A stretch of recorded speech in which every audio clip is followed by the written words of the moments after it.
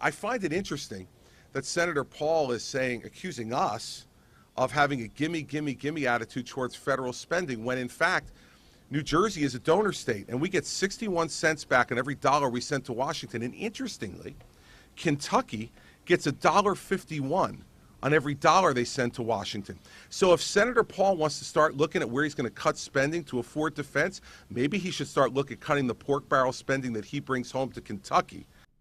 All right, take that, Senator Paul. And here is Senator Rand Paul joining Dom Giordano. Senator, good to talk with you again. Thanks for joining us. Hey, Dom. Glad to be with you. Well, it's always a great time when we have you on because you are in the center. What you brought in a very short time to the Senate is what Governor Christie, who used to be an esteemed guest, calls esoteric. So I guess I'm esoteric and you're esoteric.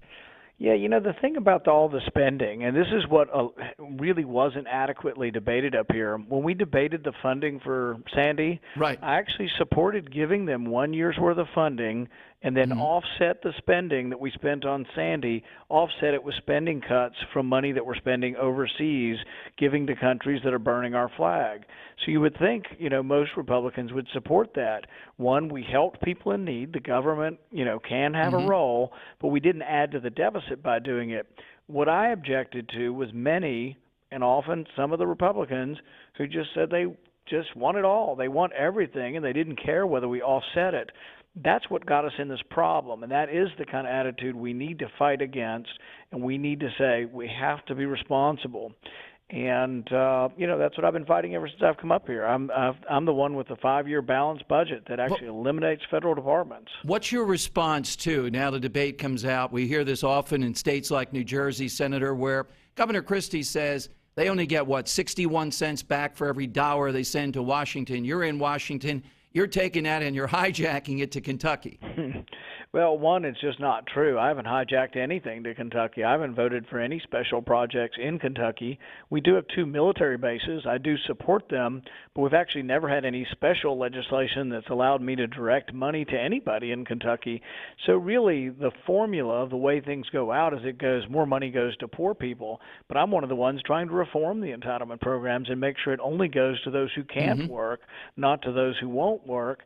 So really, it's sort of a tiff that's been created that I think I'm ready to get beyond this, because the thing is the party needs to be bigger. In New England and in the Northeast, the Republican Party is on life support, so really squabbling among Republicans is just not useful. He started it, but I'm ready to end it, and so I'm hoping that we can, get back to attacking Democrats. Certainly, aren't there enough Democrats to attack? I would agree, but I know from firsthand experience when you don't go fully down the Christie line, you're seeing what happens. But I wanted to get you to something, though, that's a serious disagreement between the two of you, Senator, not just this little back and forth stuff. And that involved the Christie saying it's esoteric, these debates over the NSA and related matters. I'm more in your camp on this, but I think it's a fairly tight call on providing for security while at the same time protecting our liberties. And Christie seems to represent the establishment. You represent, to me, a door to young people with this and others that are open to hearing about privacy rights and civil rights. One of the things is that when you talk to young people and you tell them about the Republican message of low taxes, balanced budgets, and less regulation, they sort of have a blank look and they say, well, I don't own anything. I don't have anything that's taxed. I don't pay much in taxes, but I do have a cell phone and I am on the Internet, and I'm concerned about the government snooping and spying on Americans without a warrant. The other thing is there are other libertarian-like ideas. One of them is that you shouldn't be detained or indefinitely detained without a trial.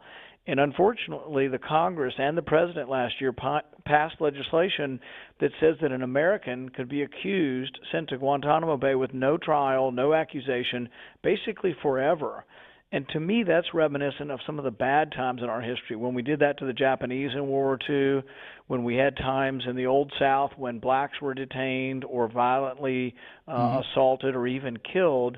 without any kind of trial. So I think these issues, these libertarian issues that some think are esoteric, are actually great Bill of Rights issues that show that the Republican Party can and will stand up for minority rights, will stand, whether it's your religion or the color of your skin. We are the party that does believe in justice. And I got to say, I and my listeners, we're charting you on this, and at times there's slight disagreement, but I haven't heard you say anything that I think is wildly out of bounds to this wacko bird stuff that Senator McCain and others talk about. In other words, I think you've been very sober about these, while differing at times. Would you have voted to defund that bill in the House last week, the NSA? Yes. I think what we need to do with the NSA, I'm for spying. I'm all for spying on terrorists, but I just want to get, go one terrorist at a time through judges' warrants and not all Americans.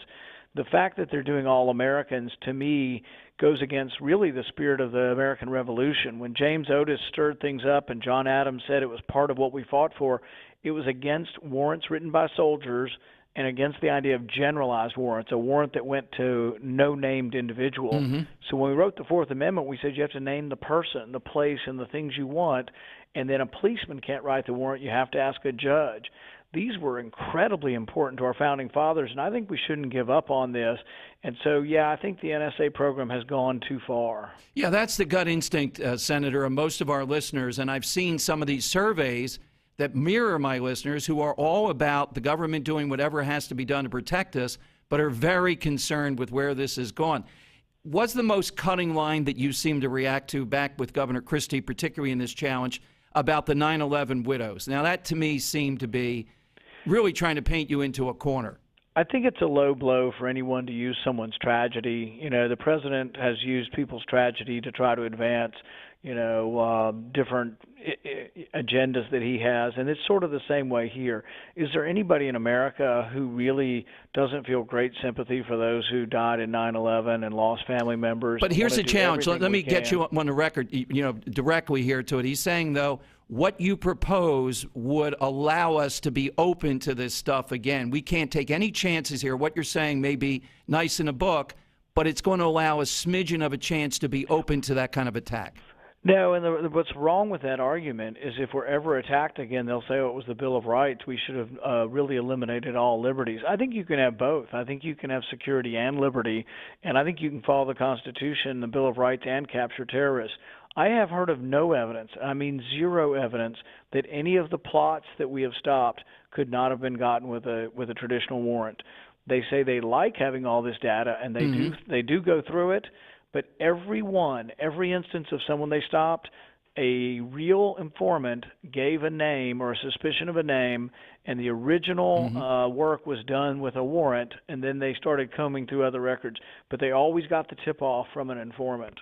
Parting question for you, an area that I think you're right. We're centering on the food fight here, but an area you're passionate on, I have high hopes for, and you may even have more knowledge, that this opens us up as conservatives to minority communities, is the school choice issue. I know you've spoken in Philadelphia, where I'm from, and other places around this.